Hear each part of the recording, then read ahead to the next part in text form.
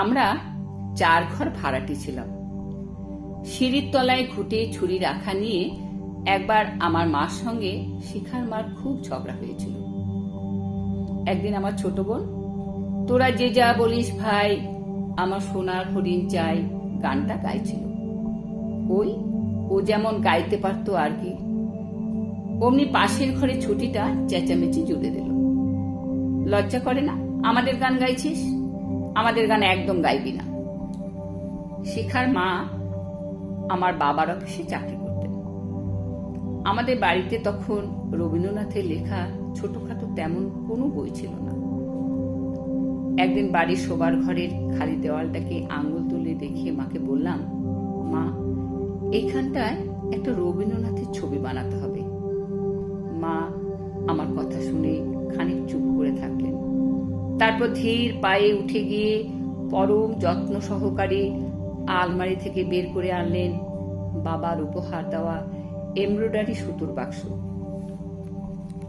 আর তারপর সেসব রঙিন সুতোর উপর এঁকে দিলেন রবীন্দ্রনাথের ছবি। এটাই রবীন্দ্রনাথ। আমার মা পূব বাংলার লক্ষ্মীপুরে ক্লাস 8 অব্দি পড়াশোনা করেছিলেন। মাকে বিয়ের পাত্রী হিসেবে দেখতে গেছিলেন আমার এক পিসেমশাই। সেদিন মাকে গান গাইতে বলা হলে আমার মা গেয়েছিলেন, কি গাবো আমি কি শোনাবো আজ আনন্দ ধামে। পিসেমশাই মাকে পছন্দ করেছিলেন, কিন্তু আমার মায়ের রবীন্দ্রসঙ্গীত প্রীতির কথা বাড়িতে গোপন রাখা হয়েছিল। কারণ আমার ঠাকুরদা নাকি বলতেন রবীন্দ্রনাথ কোনো কবি নন, উনি তো বাঙালির চরিত্র দোষ ঘটিয়েছেন। কবি হলেন নবীন সেন, কবি হলেন ডিএল রায়।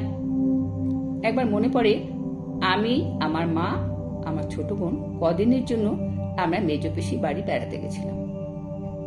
আমার পিসেমশাইয়ের বহু পুরনো দিনের হ্যান্ডেল ঘোরানো একটা গ্রামোফোন ছিল। 78 RPM এর রেকর্ড বাজিয়ে আমার পিসেমশাই আমাদের শোনাতেন কানন দেবী, সাইগল, পঙ্কজ মল্লিক, সত্য চৌধুরী। আজও মাঝে মাঝে কানন দেবী বা সাইগলের গান শুনলে আমার মনে পড়ে যায় আমার মায়ের ময়ূরপঙ্খী রঙের শাড়িটার কথা। মনে পড়ে পিসেমশাইয়ের বাড়ির কালো বর্ডার দেওয়া লাল সিমেন্টের মেঝে। মনে পড়ে লোকসেবক কাগজ, গ্রামের হলদে টিকিট, লক্ষ্মী ঘির লুচি সুঘ্রাণ।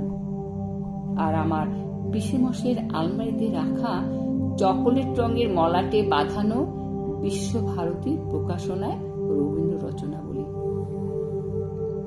একদিন কখন যেন ওই আলমারিটা থেকে একটা বই বের করে এনে তার পাতা উল্টাতে উল্টাতে আমি ভীষণ অবাক হয়ে দেখি আমার কিশোরের আমাদের ছোট নদী চলে আঁকে বাঁকে কবিতাটা। দেখে এরপর বইটার প্রত্যেকটা পাতা উল্টাতে থাকি, আর উল্টাতে উল্টাতে দেখি বইটার প্রতিটি পাতায় একটা করে কবিতা। খুব অবাক হয়ে মাকে জিজ্ঞেস করি, এই সব কবিতা রবীন্দ্রনাথ লিখেছেন? মা আমার কথা শুনে খানিক চুপ করে থাকেন। তারপর গোটা আলমারিটার গায়ে হাত বোলাতে থাকেন, আর বোলাতে বোলাতে বলেন, এই আলমারিতে যে কটা বই দেখছো সব কটা বই রবীন্দ্রনাথের লেখা, সব কটা বইয়ের সব কটা পাতা। আমি মায়ের কথা শুনে বিস্ময়ে হতবাক হয়ে যাই, আর হাঁ করে আলমারিটার দিকে তাকিয়ে থাকি। তাকিয়ে থাকতে থাকতে আমার মনে হয় কোথায় যেন কাঁসর বাজছে, শঙ্খধ্বনি হচ্ছে, উলুধ্বনি হচ্ছে, ঢাক বাজছে, ঠিক যেন পুজো হচ্ছে। আমার সমস্ত শরীর অঞ্জলিবদ্ধ করপুট হয়ে আছে। তখন ফি শুক্রবার রেডিওতে নাটক শোনার খুব চল ছিল। আমাদের বাড়িতে রেডিও ছিল না, কিন্তু শিখাদিদের বাড়িতে ছিল। তাই প্রত্যেক শুক্রবার ঠিক রাত 8:05 পাড়ার মা ঝিয়েরা বাচ্চা কোলে নিয়ে শিখাদিদের বাড়িতে হাজির হতো রেডিও নাটক শুনবে বলে। সেদিন স্কুলে গিয়ে শুনলাম রেডিওতে ডাকঘর হবে। তাই সেদিন সারাটা সন্ধে আমি আর আমার মা শিখাদিদের বাড়ির বারান্দার অন্ধকার সাপটে বসেছিলাম রেডিওতে ডাকঘর শুনবো বলে। আর তারপর থেকে যতবার আমার অসুখ করেছে ততবার আমি দেখেছি সুধা, হ্যাঁ সুধা এসে চুপটি করে আমার শিউরের কাছটিতে বসে থেকেছে। এরপর আমি ক্লাস 4-এ বৃত্তি দেব। আমার মেজো কাকাও ইঞ্জিনিয়ারিং দেবে বলে প্রস্তুতি নিচ্ছে। এদিকে যুদ্ধ লেগেছে, চারিদিকে ব্ল্যাক আউট। আমার মেজো কাকা অর্থাৎ আমার কাকামণি অনেক রাত অব্দি জেগে পড়াশোনা করতেন। আমিও মাঝে মাঝে কাকামণির সাথে রাত জেগেছি। একদিন মেজো কাকা আমায় বললেন, শোন। তারপর তার বই খাতার তলা থেকে বের করে আনলেন রবীন্দ্রনাথের একটা বই, ক্ষুধিত পাষাণ। আর তারপর অনেক রাত অব্দি জেগে সেটা আমাকে পড়ে শোনালেন। তারপর থেকে যতবার ওই যুদ্ধের মধ্যে সাইরেনের আওয়াজ শুনেছি, ততবারই যেন ওই সাইরেনের আওয়াজের মধ্যে স্পষ্ট শুনতে পেয়েছি, তফাত যাও সব ঝুট হ্যায়, তফাত যাও সব ঝুট। আমার মেজো কাকা ইঞ্জিনিয়ারিং পরীক্ষায় পাশ করলেন, তার বড় চাকরি হলো। আমাদের বাড়িতে রেডিও এলো HMV থিয়েটার, পুজোয় ভালো জামা কাপড় আর প্রতি রবিবার মাংস।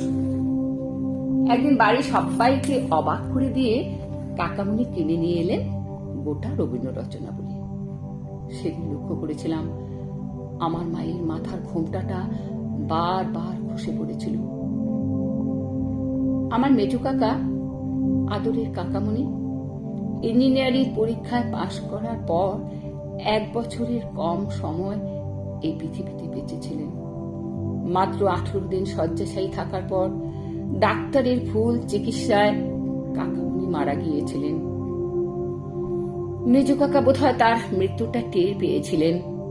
তা না হলে কেনই বা বলবেন, যদি মারা যাই তাহলে অনেক ফুল দিস আর শ্রাদ্ধের দিন রবীন্দ্রসঙ্গীত বাজাস।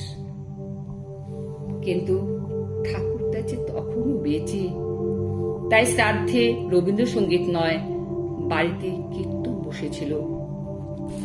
শুধু খেয়াল করেছিলাম কখন যেন সবার অলক্ষ্যে মা চুপি চুপি অন্ধকার সিঁড়ি বেয়ে ধীর পায়ে এগিয়ে গিয়ে ছাদের এক কোণে দাঁড়িয়ে তার শাড়ির আঁচল দিয়ে চোখ মুছতে মুছতে কাঁপা কাঁপা গলায় গেয়ে উঠেছিলেন, এই কথাটি মনে রেখো, আমি যে গান গেয়েছিলেন, মনে রেখো, আমি যে গান গেয়েছিলেন।